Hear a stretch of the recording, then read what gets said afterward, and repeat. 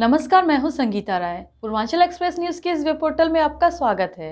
आइए देखते हैं हमारे संवाददाता राम सकल यादव की यह विशेष रिपोर्ट।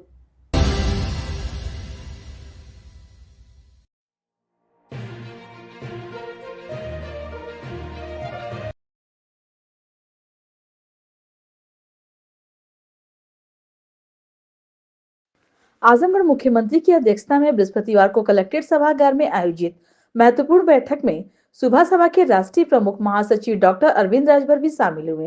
बैठक के बाद मीडिया से बातचीत में उन्होंने बताया कि बैठक का मुख्य विषय SIR रहा। उन्होंने कहा कि मुख्यमंत्री ने जिले की सभी विधानसभा क्षेत्रों का विस्तृत डेटाबेस सौंपते हुए मृतक और लापता मतदाताओं की संदेहास्पद संख्या पर चिंता जताई है। सीएम के निर्देश दिया कि संगठन के कार्यकर्ता जमीनी स्तर पर जाकर मतदाताओं से 1 to 1 संपर्क करें और जिनका नाम दर्ज नहीं है उन्हें सूची में शामिल कराया जाए। डॉक्टर अरविंद राजभर ने कहा कि फर्जी मतदाताओं का नाम हटाना, बाहर रहने वाले वास्तविक मतदाताओं को जोड़ना और मृतकों को चिन्हित कर हटाना बेहद आवश्यक है। उन्होंने सपा अध्यक्ष अखिलेश यादव पर तीखा हमला बोलते हुए कहा कि यही निर्वाचन आयोग उन्हें मुख्यमंत्री और सांसद बनाता रहा है, इसलिए आयोग पर सवाल खड़ा करना केवल जनता को गुमराह करने जैसा है। उन्होंने तंज कसते हुए कहा कि अखिलेश यादव के लिए कहा जा सकता है कि कंफ्यूजन ही कंफ्यूजन है, सॉल्यूशन का पता नहीं। अपनी चर्चा में उन्होंने प्रदेश की युवाओं से रोजगार, महिला आरक्षण, 50% सामाजिक न्याय सीमित की और रोहिणी आयोग की रिपोर्ट पर गंभीर चर्चा की आवश्यकता जताई।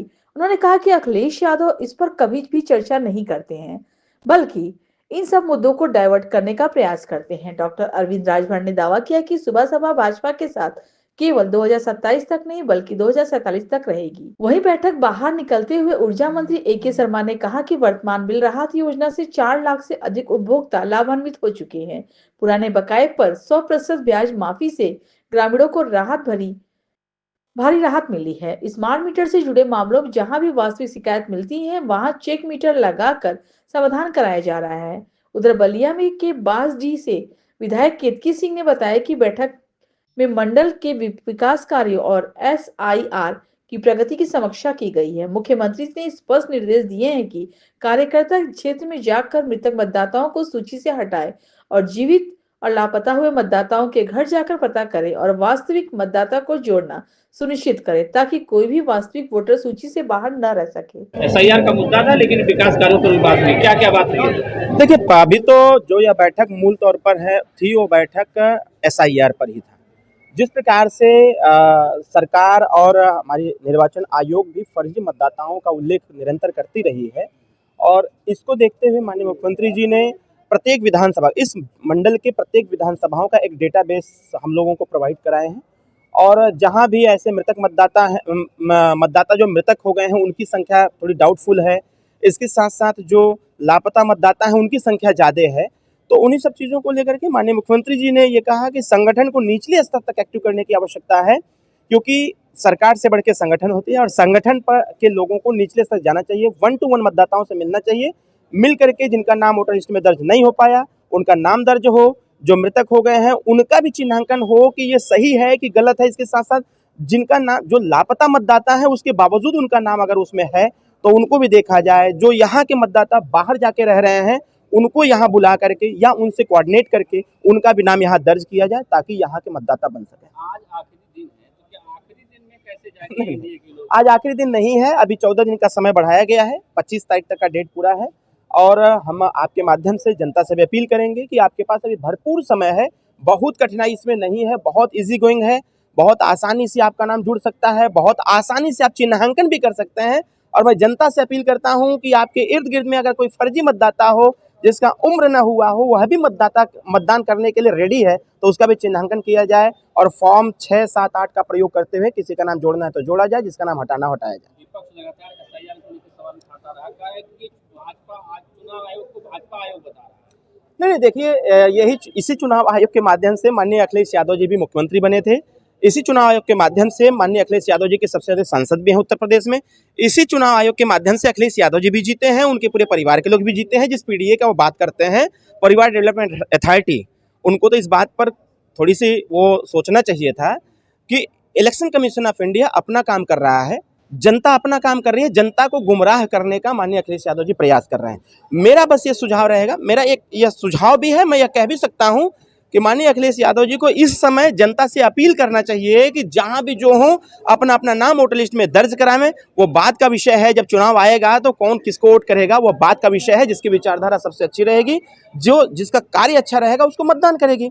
इंडिया गठबंधन बार बार वोट चोरी का मामला उठाते रहते, क्या है वोट? अगर वोट चोरी होता तो सबसे ज्यादा सांसद समाजवादी पार्टी का कैसे होता? मैं घोसी लोकसभा से प्रत्याशी था। अगर भारतीय जनता पार्टी या एनडीए गठबंधन वोट चोरी करती तो डॉक्टर अरविंद राजभर सांसद होता, उनके पार्टी के सांसद नहीं होते। और अखिलेश यादव जी के भी लोकसभा में चोरी काहे नहीं हुआ था भाई? डिम्पल यादव के क्षेत्र में चोरी क्यों नहीं हुआ? तमाम इतने सांसद उनके जीते हैं, इस बात से मैं ताजुब नहीं रखता हूं। अखिलेश यादव जी का यही काम ही है, निरंतर डिस्टर्ब करने का। निचले स्तर पर जो मतदाता है, जो जनता है, वो जनता कैसे गुमराह हो, हम वो कौन सी बात कह दें जिससे जनता कंफ्यूज हो जाए। मैं यह कह सकता हूं माननीय अखिलेश यादव जी के लिए कि एक पिक्चर का एक गाना था कि कंफ्यूजन ही कंफ्यूजन है, सॉल्यूशन का पता नहीं। अखिलेश जी तो कह रहे हैं 43 सीट हम लोग लोकसभा में लाए, 27 में तो 250 सीट कैसे लाए? वो क्या अपने से ला दिए? कोई प्रणाली रही होगी ना, निर्वाचन प्रणाली थी ना, वोटर लिस्ट था ना, उनके अधिकारी लोग थे ना, चुनाव हुआ, मतदान हुआ, सबसे ज्यादा मतदान उनके पक्ष में हुआ, 47 सांसद जीते। तो कहां से वोट चोरी हो गया? कह रहे हैं 7-8 सीट पे हमको हराया गया जबरदस्ती। ऐसा नहीं है, उनके मन का भ्रम है, उनके मन का भ्रम है। और यह भ्रम माननीय अखिलेश यादव जी को हटा देना चाहिए। बड़े नेता हैं, लोकसभा पार्लियामेंट चल रहा है, जिस प्रकार के वक्तव्य हैं उनको तो बात करना चाहिए। प्रदेश के युवाओं में जो बेरोजगारी दर है उसको कैसे खत्म करेंगे उस पर बात होनी चाहिए। महिला आरक्षण 50% आरक्षण मिलना चाहिए। सामाजिक न्याय समिति की रिपोर्ट 27% आरक्षण का वर्गीकरण जो होना चाहिए उस पर बात करनी चाहिए। ये माननीय अखिलेश यादव जी प्रदेश को गुमराह करने का निरंतर प्रयास करते हैं। रोहिणी आयोग की रिपोर्ट जो भारत सरकार ने तैयार कर रखा है वो कब लागू होगा इस पर कोई डिबेट नहीं होता है, बल्कि डिबेट को अगर चालू भी होता है सरकार की तरफ से तो अखिलेश यादव जी इस डिबेट को डिस्टर्ब करने का प्रयास करते हैं, डाइवर्ट करने का प्रयास करते हैं। 27 के साथ बीजेपी के साथ ही रहेगा और 100% 27 नहीं 47 तक साथ रहा जाएगा। पूरी जीत की उम्मीद है। 100%। पंचायत चुनाव को लेकर किस तरह से आप लोग डिस्कशन कर रहे हैं? पंचायत चुनाव की तैयारी पूरी कंटिन्यू चल रही है। अभी गांव का भी निरीक्षण हुआ है। एक गांव जो एक मानक तैयार किया गया था कि कितने वोटर पर गांव होना चाहिए उसका भी हो गया है। आरक्षण प्रक्रिया चालू होने वाली है। आरक्षण प्रक्रिया के बाद फिर उसका वोटर लिस्ट तैयार हो जाएगी। SIR के बाद फिर प्रक्रिया चालू है और मार्च, अप्रैल, मई, जून, जुलाई जब भी हो चुनाव हो जाएगा। भाजपा की नजर अतरौलिया सीट पर है, रहेंगी इस पर? क्यों नहीं रहेगी? अरे भाई सिर्फ अतरौलिया पर नहीं है। अभी माननीय मुख्यमंत्री जी ने कहा हमें 10 सीट जीतना है, तो हम लोगों का काम 10 सीट पर है, सिर्फ अतरौलिया पर नहीं हो रहा है। अतरौलिया पर इसलिए ज़्यादा फोकस है क्योंकि अतरौलिया केंद्र बिंदु है आजमगढ़ का। हम वहाँ रह करके पूरे 10 विधानसभा पर काम कर रहे हैं। Thank you. के यशस्वी मुख्यमंत्री माननीय योगी आदित्यनाथ जी का आप सबकी तरफ से, आजमगढ़ मंडल की जनता की तरफ से, अपने जनपद की तरफ से हमने आजमगढ़ में उनका स्वागत किया। और माननीय मुख्यमंत्री जी ने मंडल में आने वाले 3 जिले प्रशासनिक और 4 संगठनात्मक जिले उनके पदाधिकारियों को बुला करके संगठन के बारे में विचार विमर्श किया, संगठन के क्रियाकलापों की चर्चा किया और उन्हें भविष्य में आने वाले दिनों में किस प्रकार से संगठन का काम करना है उसके बारे में बहुत सारा बहुमूल्य उनको मार्गदर्शन दिया, निर्देश दिया। सर विकास कार्यों के लिए कोई बात हुई? विकास कार्यों की भी चर्चा हुई है, बहुत सारे विकास कार्यों की भी चर्चा हुई है। कोई बात हुई? कुछ है 1 ही किलोवाट शहरी उपभोक्ताओं के लिए है तो बहुत कम लाभान्वित मिल रहे हैं उसमें। नहीं, आपकी जानकारी को मैं ठीक कर दूं।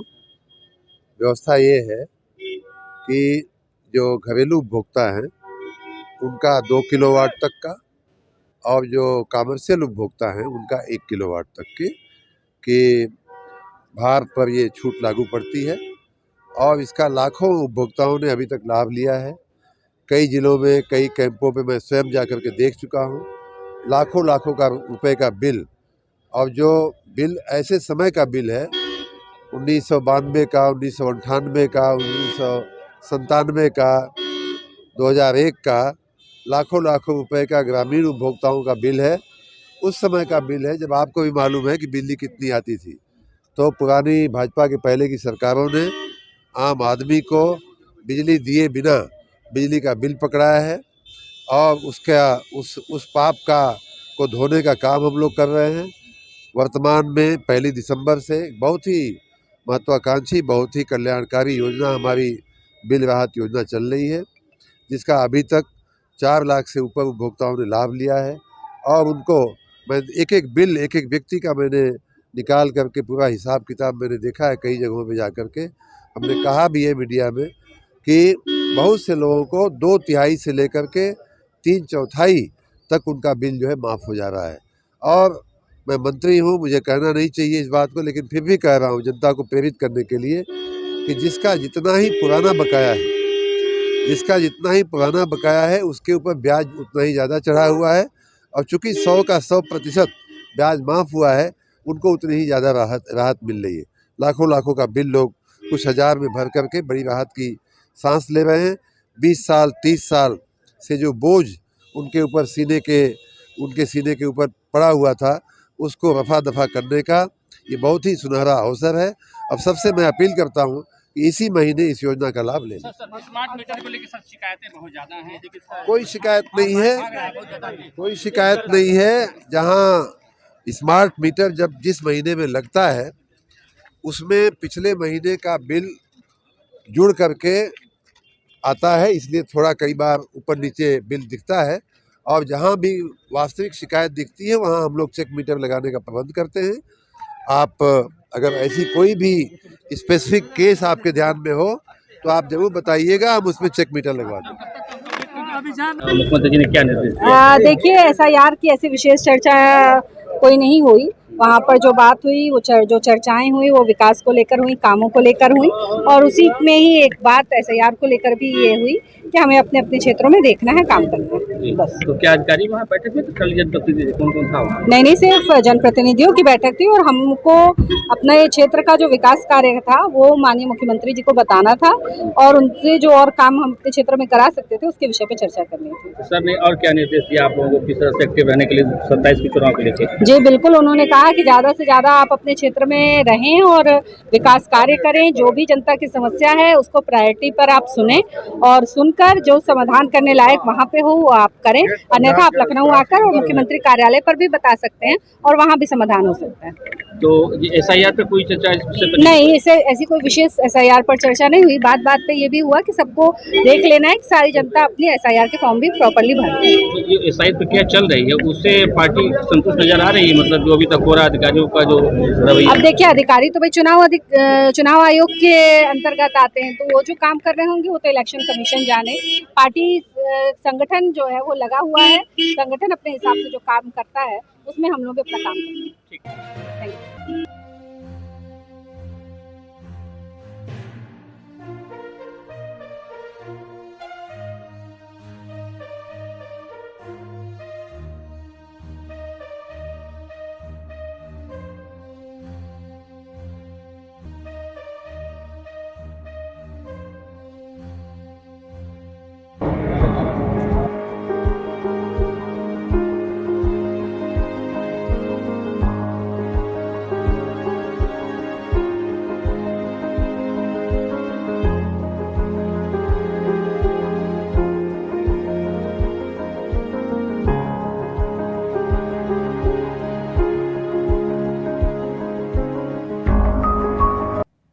अगर आपको हमारी खबर पसंद आई हो तो हमारे चैनल को लाइक, सब्सक्राइब और शेयर जरूर करिए।